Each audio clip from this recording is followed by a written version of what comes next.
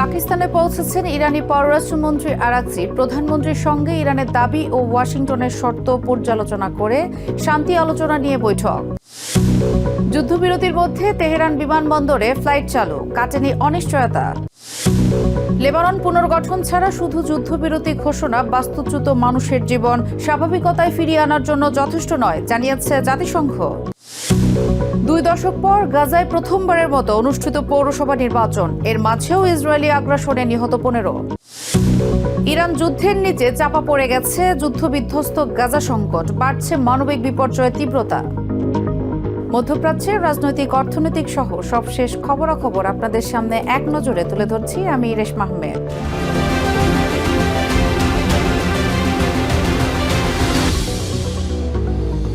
পাকিস্তানের প্রধানমন্ত্রী শেহবাজ শরীফের সাথে বৈঠক করেছেন ইরানের পররাষ্ট্রমন্ত্রী আব্বাস আরাকচি। শনিবার ইসলামাবাদে অনুষ্ঠিত এই বৈঠকে আমেরিকার সাথে শান্তি আলোচনা পুনরায় শুরুর লক্ষ্যে পাকিস্তানে দেয়া বিভিন্ন প্রস্তাব নিয়ে বিস্তারিত আলোচনা হয়। ইরান সরাসরি আমেরিকান প্রতিনিধিদের সাথে বসতে রাজি নয় এবং তেহরানের সুনির্দিষ্ট কিছু দাবি রয়েছে। পাশাপাশি ওয়াশিংটনের শর্তাবলী নিয়ে তাদের কঠোর আপত্তির কথা মধ্যস্থতাকারী পাকিস্তানের কাছে আনুষ্ঠানিকভাবে তুলে ধরেছেন আরাকচি।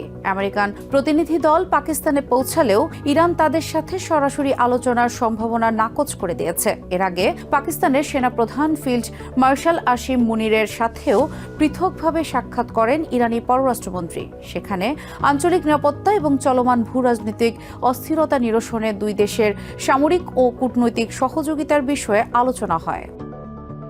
ইরান ও আমেরিকার মধ্যে চলমান উত্তেজনার মধ্যেই আংশিক যুদ্ধবিরতির সুযোগে আবারও চালু হয়েছে তেহরানের প্রধান আন্তর্জাতিক বিমানবন্দর।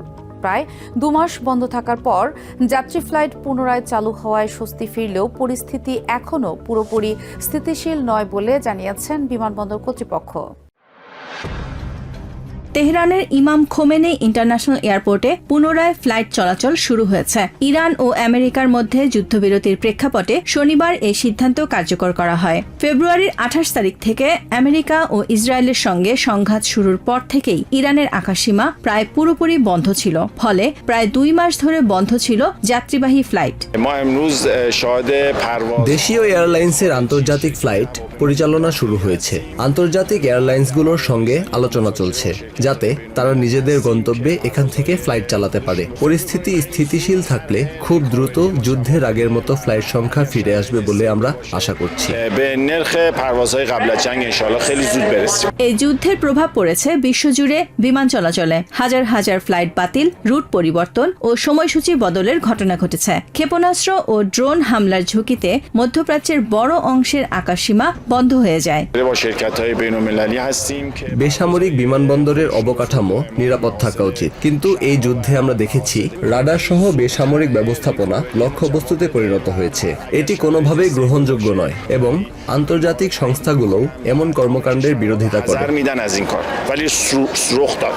ওয়াশিংটন ও তেহরানের মধ্যে অচলাবস্থা এখনো কাটেনি। ইরান হরমুজ প্রণালী আংশিকভাবে বন্ধ করে রেখেছে, যেখান দিয়ে বিশ্বের প্রায় 1/5 তেল পরিবহন হয়। অন্যদিকে আমেরিকা ইরানের তেল রপ্তানি বাধাগ্রস্ত করছে। 9 সপ্তাহে গড়ানো এই সংঘাতে জ্বালানির দাম বেড়ে গেছে বহু বছরের সর্বোচ্চ পর্যায়ে, যার প্রভাব পড়ছে বৈশ্বিক অর্থনীতিতেও।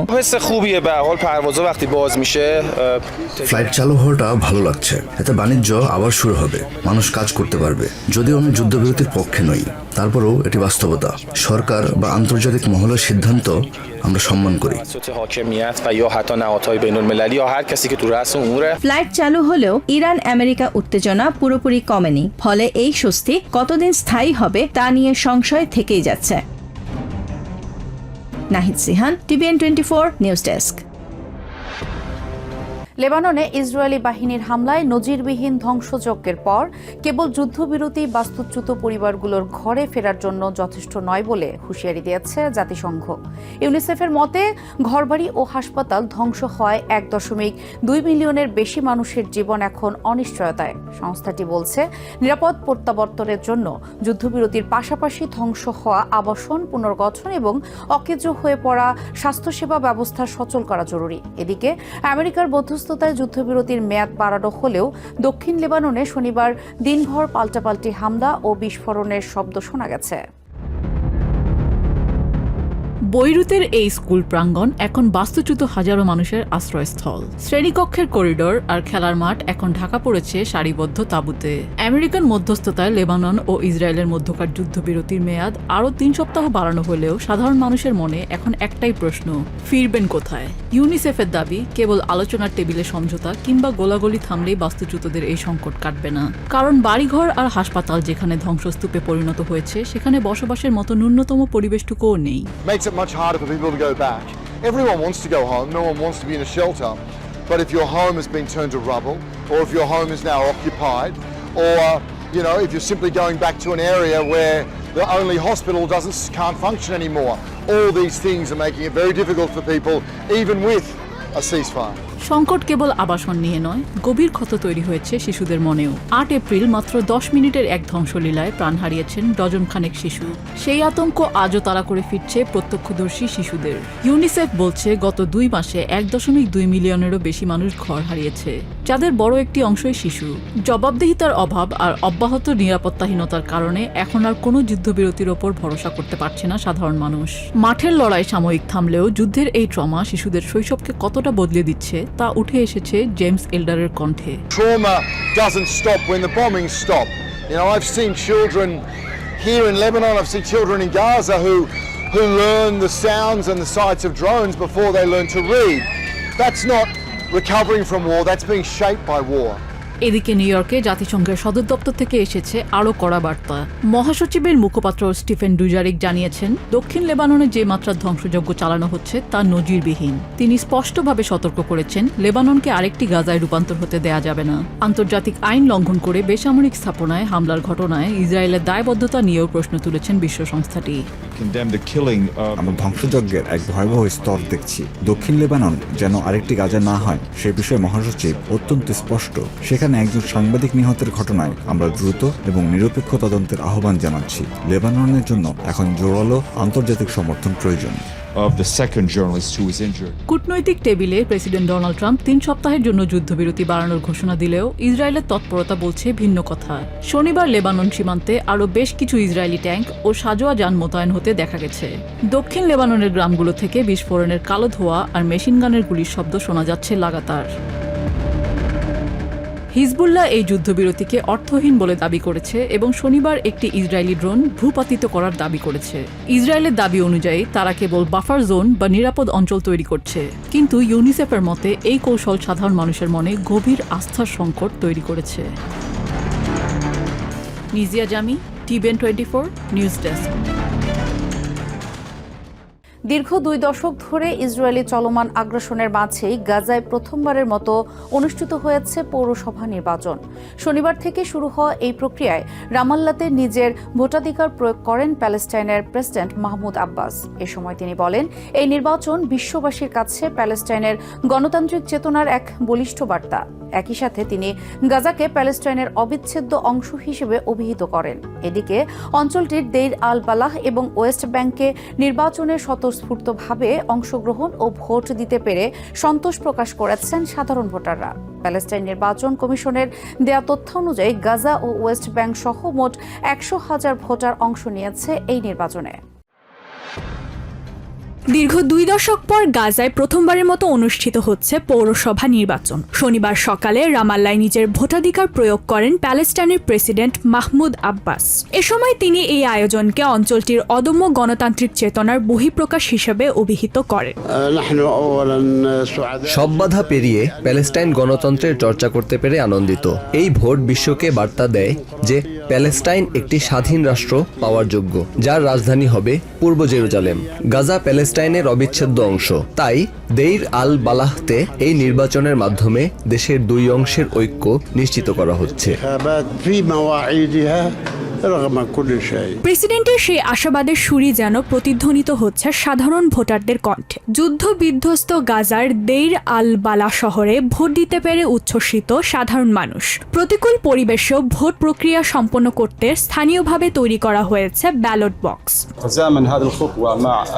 এটা একটি ঐতিহাসিক মুহূর্ত। আমরা স্থায়ীভাবে 110টি ব্যালট বাক্স তৈরি করেছি এবং ব্যালট পেপারগুলো গাজাতেই ছাপা হয়েছে। বিশ্ব স্বাস্থ্য সংস্থার দেয়া বিশেষ কালি এতে ব্যবহার করা হয়েছে। প্যালেস্টাইনের সিভিল পুলিশ এই পুরো প্রক্রিয়ার নিরাপত্তা নিশ্চিত করেছে।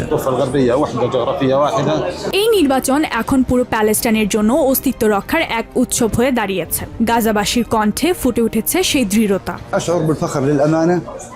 একজন প্যালেস্টিনিয়ান হিসেবে আমি গর্বিত। এই যুদ্ধের পর আবারও গণতান্ত্রিক প্রক্রিয়া ফিরে আসায় অত্যন্ত আনন্দিত। প্রার্থনা করি সবাই যেন এই মহোৎসবে শরিক হয়। শুধু গাজা নয়, ওয়েস্ট ব্যাংকের আল-বিরো এবং হেব্রন শহরেও চলছে পরিবর্তনের সুর। তরুণ প্রজন্মের প্রতিনিধিত্ব করতে যেমন এগিয়ে এসেছেন নতুন প্রার্থীরা, তেমনি সাধারণ জনতাও দাবি তুলছেন উন্নয়নের। আমি এমন এক কাউন্সিল চাই যারা শহরের পরিচ্ছন্নতা এবং অবৈধ বসতি সম্প্রসারণ বন্ধে কাজ করবে। আমি চাই এই গণতান্ত্রিক উৎসব যেন প্রেসিডেন্ট নির্বাচন পর্যন্ত ছড়িয়ে পড়ে। প্যালেস্টাইনের নির্বাচন কমিশনের তথ্য অনুযায়ী গাজা ও ওয়েস্ট ব্যাংক মিলিয়ে মোট 100,000 ভোটার এই নির্বাচনী প্রক্রিয়ায় অংশ নিয়েছেন। সংঘাতময় পরিস্থিতির মাঝেও একটি স্বাধীন ও সার্বভৌম রাষ্ট্র গঠনের লক্ষ্যে প্যালেস্টাইনবাসী ব্যালটের মাধ্যমে দেখছেন তাদের পরিবর্তনের রূপরেখা। ইশরাত জাহান, TVN24 নিউজ ডেস্ক। গাজায় 2 দশক পর প্রথমবারের মতো নির্বাচন অনুষ্ঠিত হলেও এর মাঝে অব্যাহত রয়েছে ইসরায়েলি আগ্রাসন। শুক্রবার গাজা সিটির একটি তথাকথিত নিরাপদ অঞ্চলে ইসরায়েলি হামলায় একই পরিবারের এক অন্তঃসত্ত্বা মা ও তার 2 শিশু সন্তান প্রাণ হারায়। পরে শনিবার সম্পন্ন করা হয় তাদের জানাজা ও দাফন কাজ।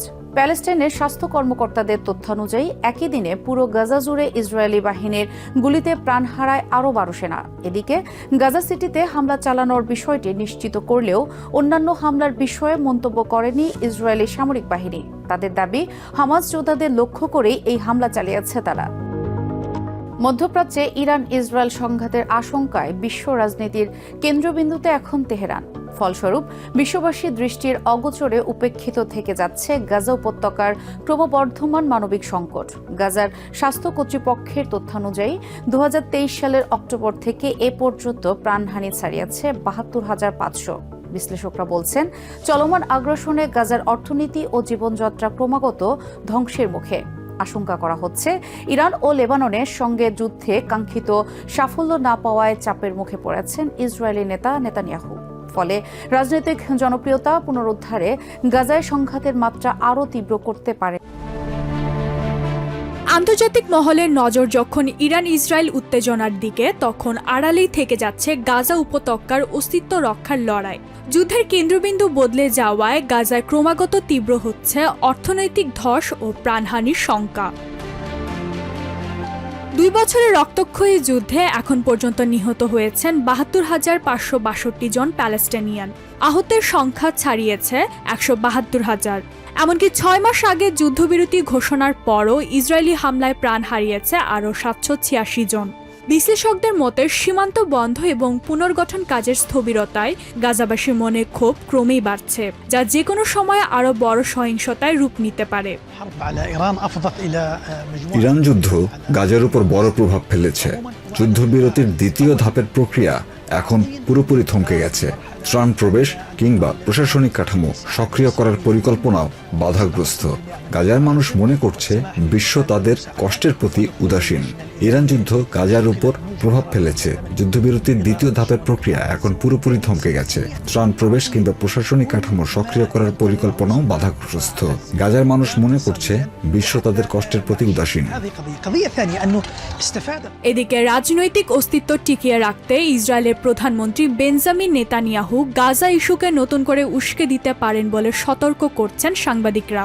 তারা ধারণা করছেন ইরান বা লেবানন কোনো ফ্রন্টে কাঙ্ক্ষিত সাফল্য পাননি নেতানিয়াহু। আসন্ন নির্বাচনকে সামনে রেখে জনসমর্থন পুনরুদ্ধারে আবারও ধ্বংসাত্মক কোনো পথ বেছে নিতে পারেন তিনি। নেতানিয়াহু ইরানের রণাঙ্গনে ব্যর্থ হয়েছেন। এটি ইসরায়েলের অভ্যন্তরে তার জনপ্রিয়তাকে নেতিবাচকভাবে প্রভাবিত করেছে। তাই নির্বাচন আসন্ন হওয়ায় তিনি জনস্বার্থে তার অবস্থানকে শক্তিশালী করতে চাইছেন, যার ফলে ইসরায়েলি সমাজের সেই অংশকেও সন্তুষ্ট করা সম্ভব হবে, যারা গাজাকে নিয়ন্ত্রণের বাইরে এবং সম্পূর্ণ পরাধীন দেখতে চায়। বিশ্ব নেতাদের অবহেলা আর ভূ রাজনীতির মারপেচে গাজার আকাশ যেন এখন অপেক্ষা করছে এক অনিশ্চিত বিস্ফোরণের। ইশরাত জাহান, TVN24 নিউজ ডেস্ক। 2013 সালের তাদামন হত্যাকাণ্ডের প্রধান সন্দেহভাজন প্রধান আসামি গ্রেপ্তার হয় শুক্রবার রাজধানী দামাস্কাসে শতাধিক মানুষ জড়ো হয়ে উদযাপন করেছে। সিরিয়ার স্বরাষ্ট্র মন্ত্রণালয় জানায়, দামাস্কাসের দক্ষিণাঞ্চল তাদামন হত্যাকাণ্ডে জড়িত আমজাদ ইউসুফকে গ্রেফতার করা হয়েছে। তৎকালীন বাশার আল আসাদ সরকারের সবচেয়ে ভয়াবহ সহিংসতার ঘটনাগুলোর একটি হলে এই তাদামন হত্যাকাণ্ড, যেখানে 288 জন বেসামরিক মানুষ নিহত হন। মন্ত্রণালয় হামা প্রদেশের আল জাব সমভূমি এলাকা থেকে ইউসুফের গ্রেফতারের ভিডিও প্রকাশ করেছে। নিরাপত্তা সূত্র জানায়, 2024 সালের শেষ দিকে আসাদের পতনের পর থেকে তিনি নিজ শহরের কাছাকাছি ওই এলাকায় আত্মগোপনে ছিলেন। 40 বছর বয়সী ইউসুফ আসাদের আমলে সামরিক গোয়েন্দা বিভাগের সদস্য ছিলেন। তাকে গ্রেফতারের ঘটনায় দামাস্কাসের মানুষের মাঝে খুশির বন্যা বয়ে গেছে। তার উপযুক্ত বিচারের দাবি জানিয়েছেন নিহতদের স্বজন ও সাধারণ সিরিয়ানরা। এক নজরে প্রতিদিন মধ্যপ্রাচ্যের খবর জানতে চোখ রাখুন TVN 24 নিউজ নেটওয়ার্কের ইউটিউব ও ফেসবুক পেজে। নিউ ইয়র্ক থেকে সম্প্রচারিত TVN 24 টেলিভিশন বিশ্বজুড়ে বাঙালির কণ্ঠস্বর।